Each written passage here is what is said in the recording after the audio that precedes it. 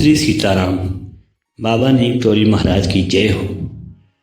अनंत कथामृत के आगे की कथाएं। एक दिन कुछ लोग एक पागल युवक को जंजीरों से बांधकर बाबा जी के पास ले आए। बाबा जी दूर ही से चिल्लाकर बोले, खोल दो इसकी जंजीरें। पर लोगों ने कहा, महाराज यह आदमी बहसी हो जाता है, मारपीट करता है। बात सत्य थी, पर फिर भी बाबा जी पुनः बोल उठे, नहीं, छोड़ दो इसे। और जब जंजीरें खोल दी गई तो बाबा जी ने उस पागल से कहा, पेड़ पर चढ़ो। वह पेड़ पर चढ़ गया। जब अब उतर आओ, वह उतर गया। ऐसा उसने बाबा जी महाराज ने कई बार करवा दिया। तो अंत में वह पागल स्वयं बोल उठा, पेड़ पर चढ़ने उतरने से क्या होगा। बाबा जी ने तब कहा, ले जाओ इसे, अब यह ठीक हो गया है। प्रसंगवश इसी तरह की एक घटना अकबरपुर ग्राम की हुई है, जहां चौपाल में बैठे बैठे बाबा जी ने जान लिया कि फिरोजाबाद का एक मुसलमान डॉक्टर बाबा जी महाराज की अलौकिक शक्ति कथाएं सुनकर अपने अर्ध विकसित मस्तिष्क वाले एवं गूंगे लड़के को लेकर महाराज जी को खोजते खोजते वहीं को आ रहा है, बड़ी आशाएं लेकर।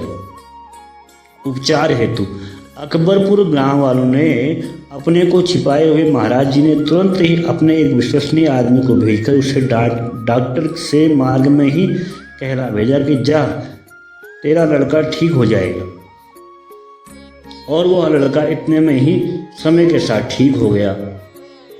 जय गुरुदेव। नीम करोली मंदिर में महाराज जी के दरबार में दर्शनार्थियों की भीड़ तो लगी ही रहती थी।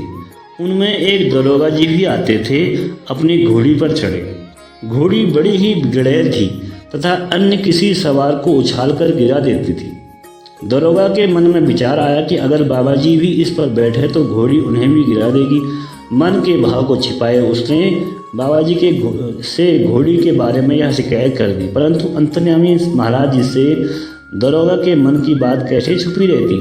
सो एक दिन जब दरोगा जी घोड़ी की जीन लगाम खोल उसे पास के पेड़ से बांधकर आए तो बाबा जी फुर्ती से उठकर घोड़ी के पास पहुंच गए और उसे खोलकर उसकी नंगी पीठ पर सवार हो गए।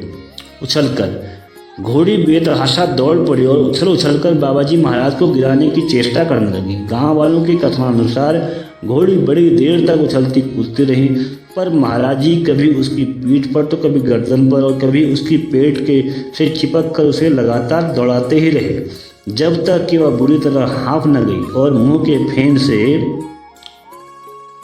के साथ साथ खून न आने लग गया। दरोगा के साथ सभी इस विस्मयकारी लीला को देखते रह गए।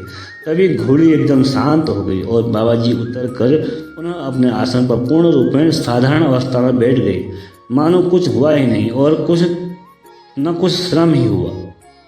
दरोगा जी उलाहना देने लगे कि आपने मेरी घोड़ी बेकार कर दी। तब बाबा जी ने केवल इतना ही भर कहा, तूने क्यों सोचा था कि घोड़ी मुझे गिरा देगी। सुनकर दरोगा जी चुप हो गए। और वह सुप्रसिद्ध रेल प्रसंग जिसे श्री के.एम. मुंशी ने अपने भवंस जनरल में भी प्रकाशित करवा दिया था। अपनी मौज में एक दिन महाराज जी पास के स्टेशन से उस रेलगाड़ी के फर्स्ट क्लास डिब्बे में बैठ गए जो नीम करोली गांव से गुजरती थी। गांव के कुछ मील तक चल चुकने के बाद डिब्बे में एक एंग्लो इंडियन टिकट चेकर आया और एक अर्धनग्न भारतीय साधु को चिमटा कमंडल लिए डिब्बे में बैठा देख अचकचा गया। टिकट मांगने पर नकारात्मक उत्तर पाकर उसने क्रोध में साधु को अपशब्दों से तिरस्कृत कर एक फ्लैग स्टेशन पर गाड़ी से उतार दिया। साधु भी शांत भाव से एक पेड़ के नीचे चिमटा गाड़कर बैठ गए। गाड़ी को आगे बढ़ने से संकेत मिले, परंतु इंजन स्टार्ट करने पर भी गाड़ी आगे न बढ़ पाई। फुल स्टीम देने पर भी कोई असर न पड़ा और पहिए अपने स्थान पर घूमते रह गए। इंजन की मशीनरी की चेकिंग हुई, सभी कुछ सही था। तब यूरोपियन गार्ड बेचैन होकर ड्राइवर के पास आया कि क्या बात है। ड्राइवर किसी खराबी को न बता सका। बहुत प्रयास करने पर भी गाड़ी टस से मस न हुई। उधर पटरी पर अन्य गाड़ी के पास होने का समय हो चुका था। तब कुछ भारतीय यात्रियों ने राय दी कि साधु महाराज को गाड़ी में चढ़ा लो, तभी गाड़ी चलेगी। इस पर वे विदेशी अधिकारी पहले तो झल्लाए, पर अंत में हताश होकर उन्होंने राय की कि चलो यह भी करके देख लें। बाबा जी के पास आकर क्षमा मांगी और उससे गाड़ी में सवार होने की प्रार्थना की। परम कौतुकी महाराज जी ने कहा कि तुम कहते हो तो चलो बैठ जाते हैं।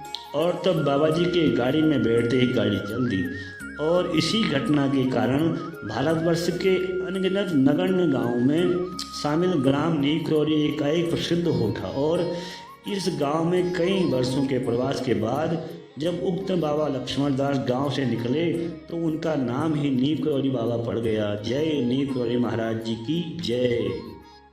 संभवतः बाबा जी महाराज की मंशा हो चुकी थी कि अपने इस प्रथम क्रीड़ा स्थली के वासियों के लिए रेल यातायात की सुविधा होनी चाहिए, जिस हेतु उन्होंने उक्त कौतुक कर दिया, जिसके फलस्वरूप ही उस गांव से गुजरती हर पैसेंजर गाड़ी 1 या 2 मिनट के लिए वहां रुकने लगी। कालांतर में इस लीला की परिणति रूप नीकरौरी एक नियमित स्टेशन बन गया और अब तो ठीक गांव के बीच बाबा लक्ष्मण दास पुरी नामक फ्लैग स्टेशन भी बन गया तथा मंदिर के आसपास बसे लोगों को अब घर से निकल कुछ ही दूर पर रेल यातायात सुविधा उपलब्ध हो गई है। जय गुरुदेव।